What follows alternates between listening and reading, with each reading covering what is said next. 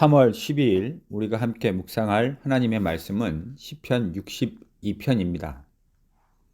복음성으로도 만들어져서 우리에게 매우 친숙한 시편 62편은 다윗의 시입니다. 이 시는 크게 두 부분으로 나뉘어져 있죠.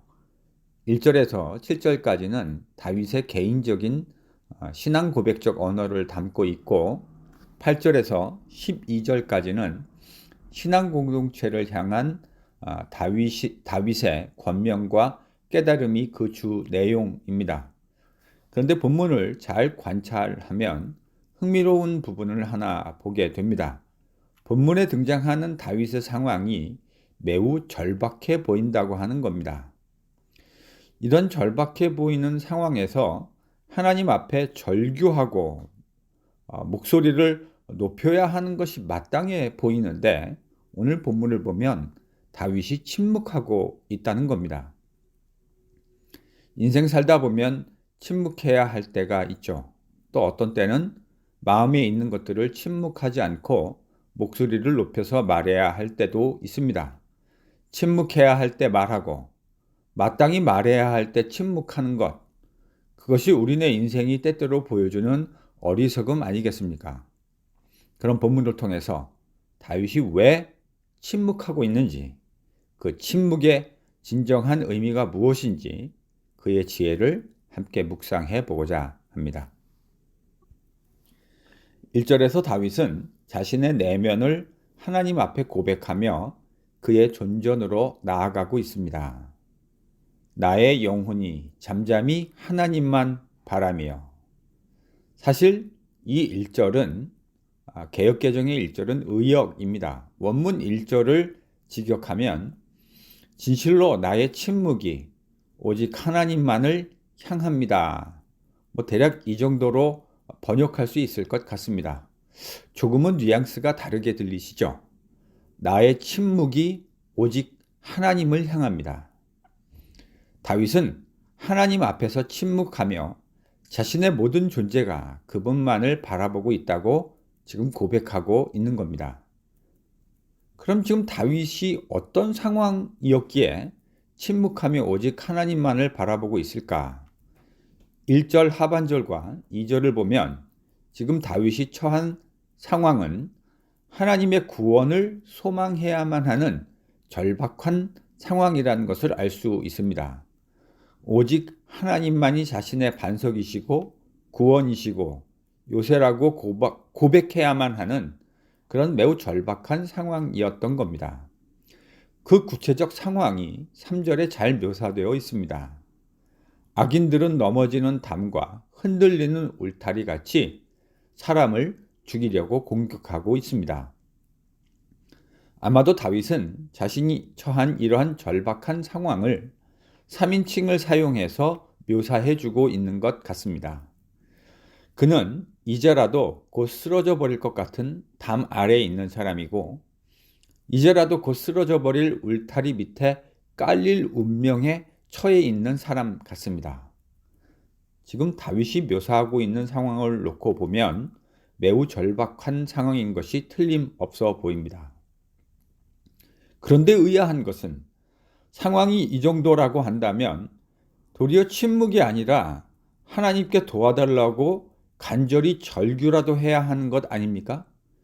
그런데 왜 다윗은 침묵하면서 하나님만을 바라보고 있을까요?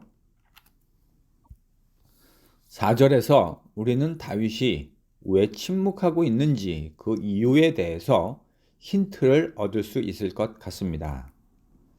4절이 뭐라고 합니까? 그들이 그를 그의 높은 자리에서 떨어뜨리기만 꾀하고 거짓을 즐겨하니 입으로는 축복이요 속으로는 저주로다. 우리는 다윗의 이 말 속에서 지금 다윗이 절박한 상황 속에서도 오히려 침묵하며 하나님만을 바라보는 그 이유를 추론해 볼 수 있습니다.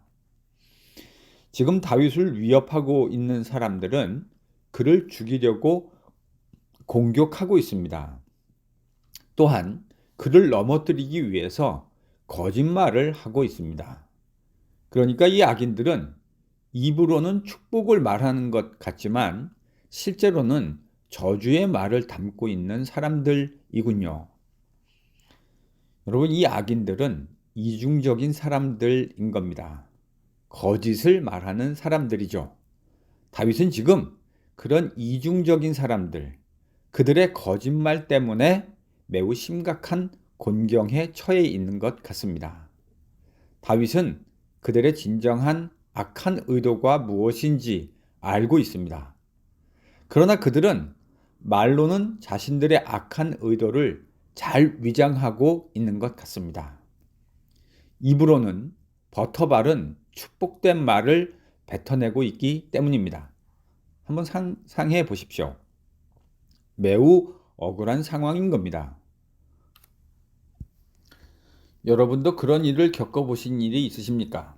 누군가가 거짓으로 진실을 호도하고 위장하고 있기 때문에 매우 곤란한 상황을 겪어본 일이 인생에서 한두 번 정도는 다 있으실 겁니다. 이럴 때 우리가 느끼는 감정이 어떤 것이죠? 그 거짓된 사람들의 진위를 마구 파헤쳐내서 세상에 떠들고 싶은 욕구를 느끼는 것이 인지상정 아닐까요? 그런데 바로 이런 상황에서 다윗은 지금 침묵하기를 선택한 겁니다. 왜 그랬을까요? 어쩌면 그렇게 하는 것 이외에 다른 선택지가 없었을 수도 있을 겁니다. 아니면 어쩌면 다윗이 이랬을 수도 있지 않을까 싶습니다. 다윗은 그런 이야기를 거짓된 의도를 드러내는 과정에서 거짓된 사람들이 그랬던 것처럼 자신도 사실을 과장해냄으로써 거짓된 입술이 되기를 원치 않았을지도 모릅니다. 거짓된 사람들의 의도를 알고 그것을 드러내는 과정에서 얼마든지 그 사실을 과장할 수 있는 위험, 여러분, 이런 위험성은 항상 우리 주변에 도사리고 있는 것 아닙니까? 그런 사실을 우리가 인생에서 배우게 되죠. 바로 이런 의미에서요, 예전에 유명했던 드라마, 역시 여러분 혹시 아이리스라고 하는 드라마, 거기서 나왔던 유명한 대사 하나 기억하지 않으십니까? 그 대사에요, 이런 내용이 있습니다. 괴물과 싸우는 사람은 스스로 괴물이 되지 않기 위해서 조심해야 한다. 묵상할수록 정말 그렇다 하는 생각을 하지 않을 수 없습니다.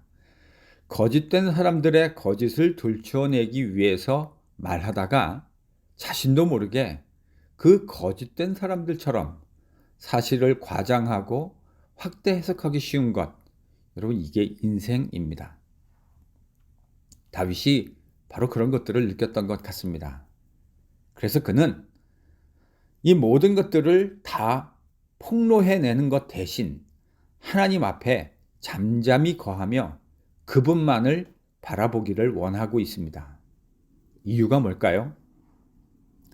8절이 여호와 앞에서 다윗이 그분만을 바라보며 침묵하는 것이 무엇을 의미하는지를 설명해 줍니다.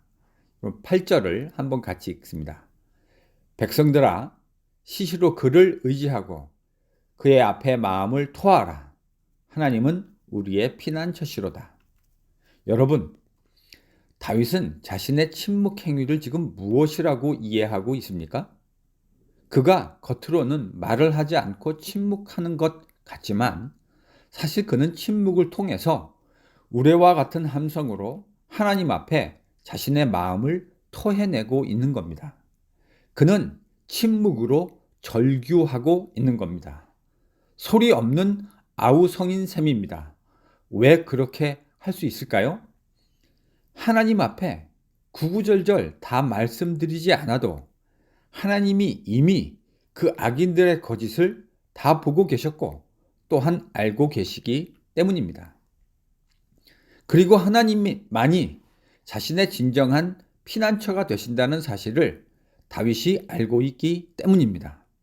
12절에서 다윗이 고백해주고 있는 대로 주께서 각 사람의 행한 대로 갚아주신다는 것을 그가 알고 또한 믿기 때문입니다.